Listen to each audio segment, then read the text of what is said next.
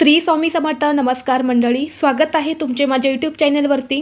आजचा दिवस तुम्हाला खूप छान सुखाचा आनंदाचा जाऊ हीच मी स्वामींच्या चरणी प्रार्थना करते आणि आज या नवीन व्हिडिओला सुरुवात करते.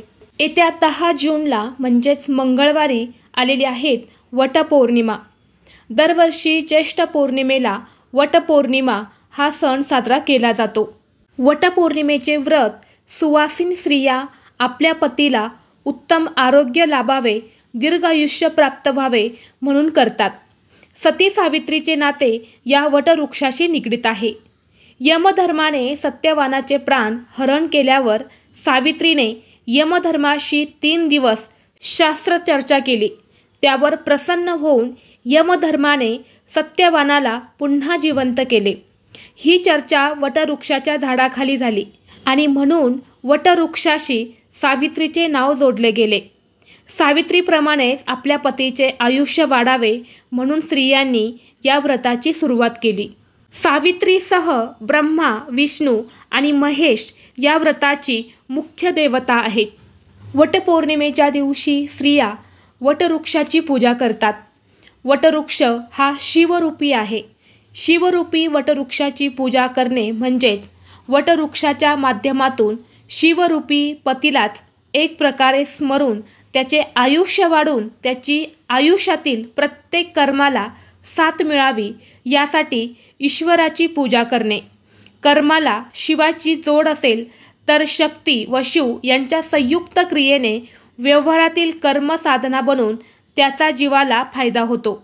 सर्व पवित्र वृक्षांमध्ये वटवृक्षाचे आयुष्य हे जास्त असून पारंब्यांनी त्यांचा विस्तारही खूप होतो. अशा वटवृक्षाचे पूजन करून स्त्रिया मला व माझ्या पतीला आरोग्य संपन्न दीर्घायुष्य लाभू दे, धनधान्य व मुले नातू यांनी माझा प्रपंच विस्तारित व संपन्न होऊ दे अशी प्रार्थना करतात. धार्मिक दृष्टीने वटपौर्णिमा हा दिवस अतिशय महत्त्वाचा असल्यामुळे या दिवशी व्रतासोबतच आपल्या पतीच्या प्रगतीसाठी काही प्रभावी उपाय देखील केले जातात. आज या व्हिडिओमध्ये मी तुम्हाला अतिशय प्रभावी असा उपाय सांगणार आहेत. मंगळवारी वटपौर्णिमेला तुम्ही व्रत नाही केले तरीही चालेल, पण पतीवरून ववाळून टाका ही एक वस्तू.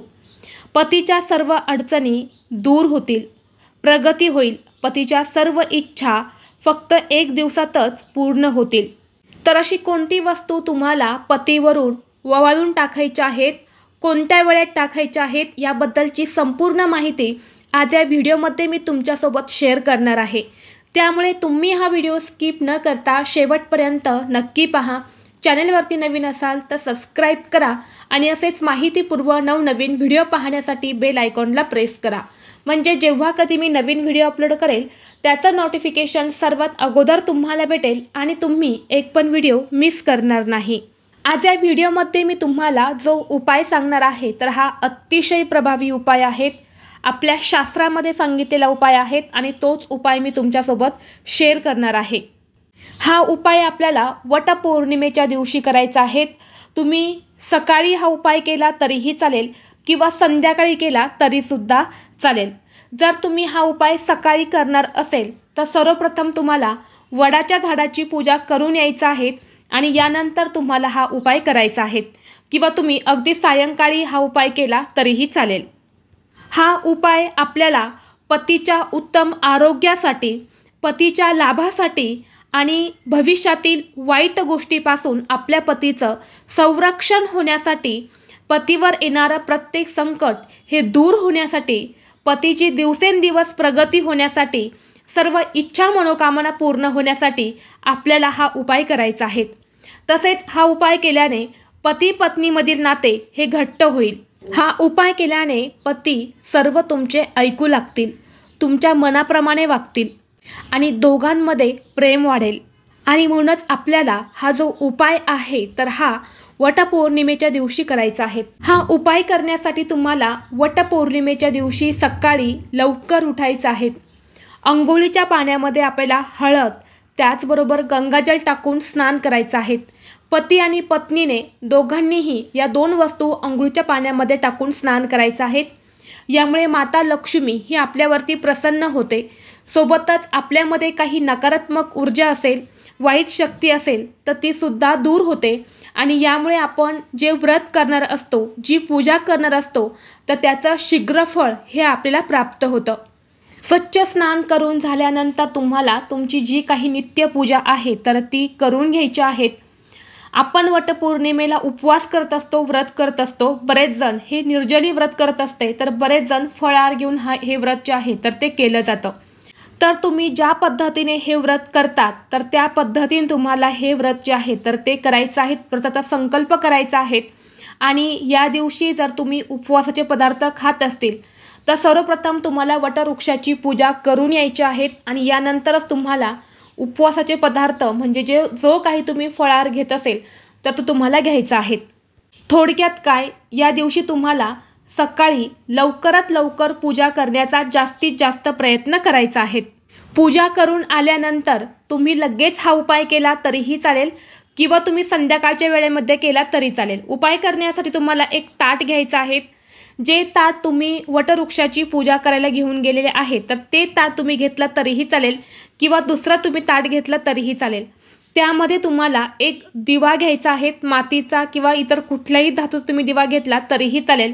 फक्त दिव्यामध्ये तुम्हाला तूप घालायचं नाही, तेल घालायचं आहे, कारण तुपाचा दिवा हा पुरुषावरून ओवाळला जात नाही, म्हणून तेल घालायचं आहे। दुहेरी कापसाची वात लावायची आहे, दिवा हा प्रज्वलित करायचा आहे। यानंतर त्या ताटामध्ये तुम्हाला कुंकवाचा गंध घ्यायचा आहे, थोड्याशा अक्षता घ्यायच्या आहेत। अक्षता घेताना कुठेही तुटलेल्या फुटलेल्या घेऊ नका, अखंड तांदूळ असे त्या ताटामध्ये तुम्हाला घ्यायचे आहेत।